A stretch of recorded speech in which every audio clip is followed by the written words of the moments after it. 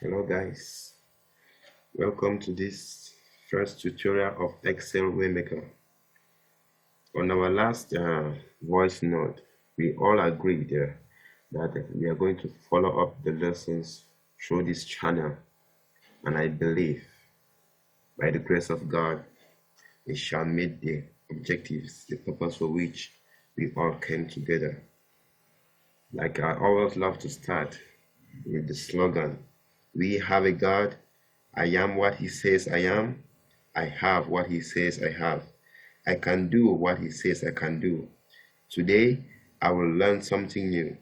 I boldly confess, my mind is alert, my heart is receptive. I will never be the same in Jesus' name. That being said, we can jump right into Excel. On this first tutorial, I'm just going to elaborate a bit on what we discussed last time using the voice note. If you quite remember, I talked about Excel workbook and Excel worksheets. When you open the application, like I said, the first interface, what you see is the Excel workbook, and this workbook has the name Book 1 by default.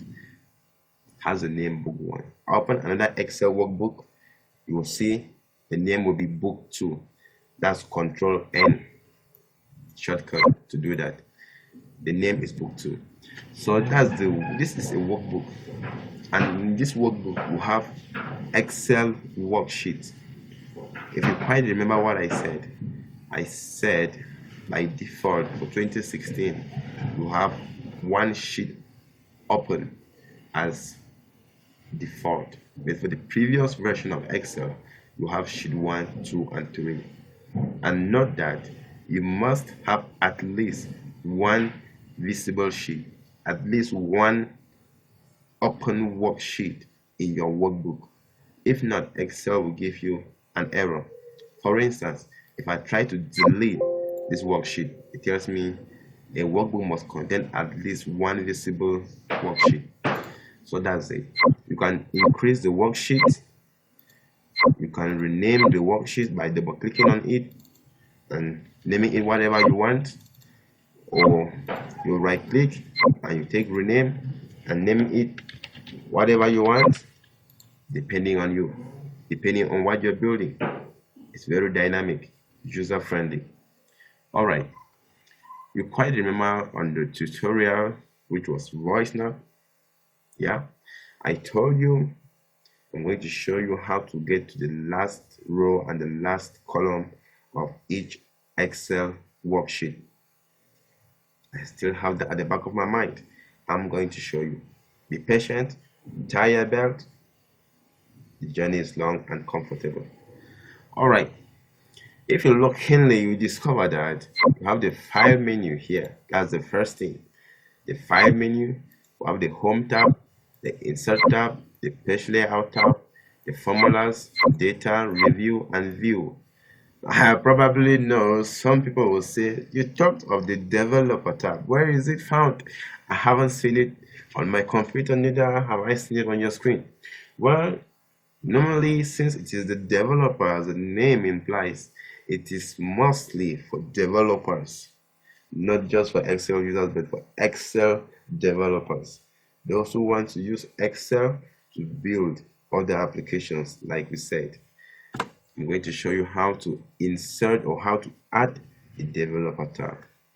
So I have three things to show you on this tutorial: how to move to the last row, the last column, and how to insert the developer tab.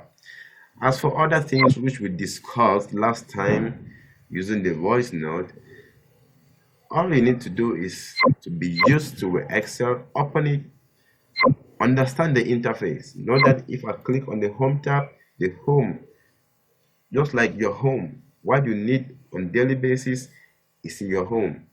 Anything you want to see, go to the home. Things to use often, go to the home. You will see it there. That's just it. The naming is in such a way that what you want to do is in line with what you are thinking in your head. You want to insert a picture, go to insert. These are pictures. insert pictures, insert shapes. You just ask yourself, what do you want to do? I want to insert. You go to the insert tab.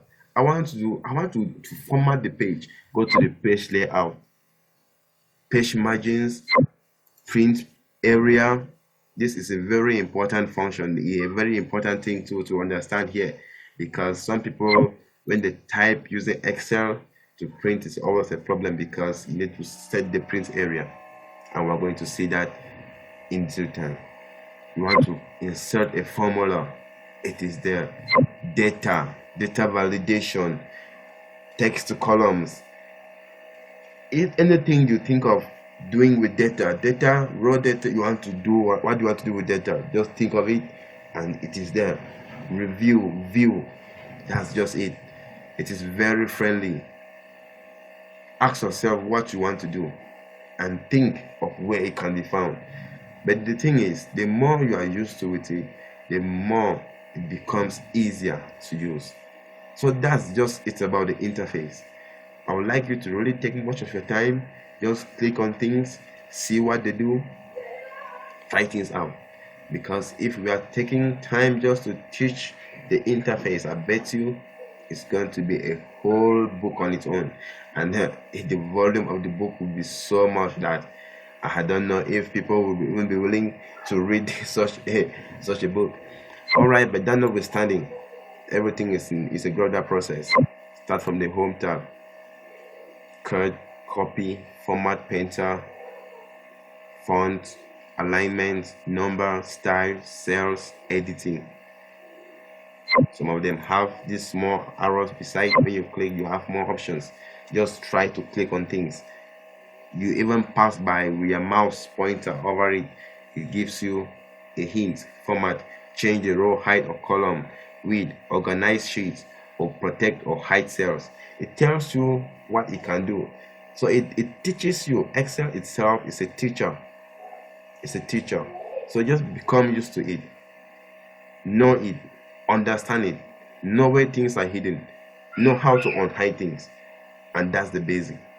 That's a big step into using Excel. All right.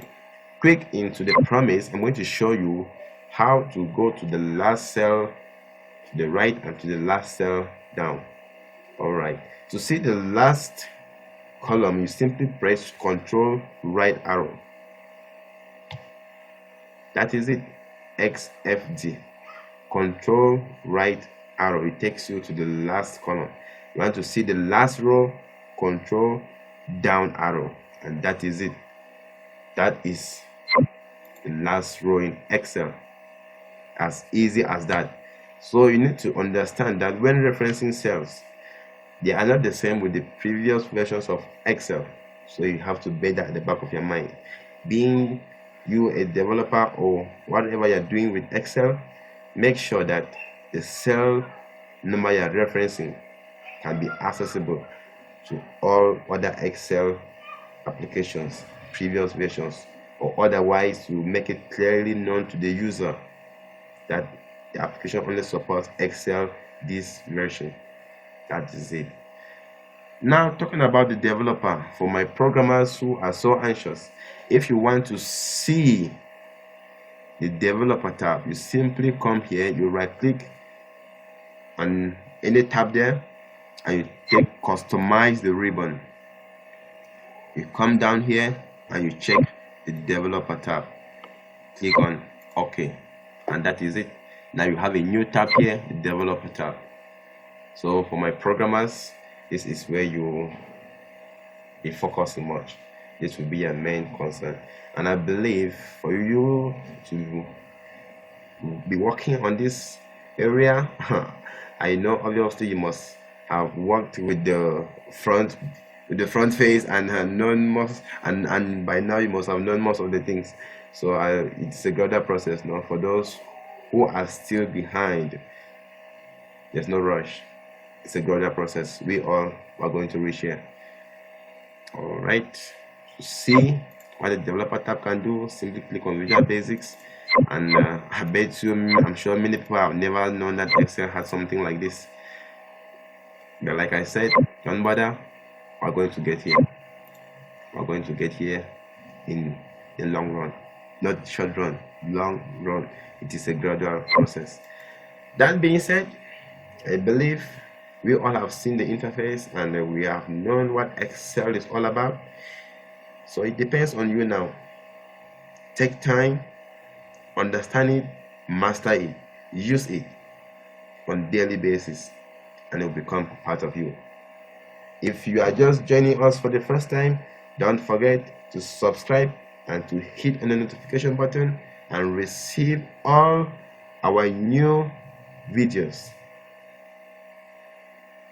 We look forward to meeting you again in our next tutorial.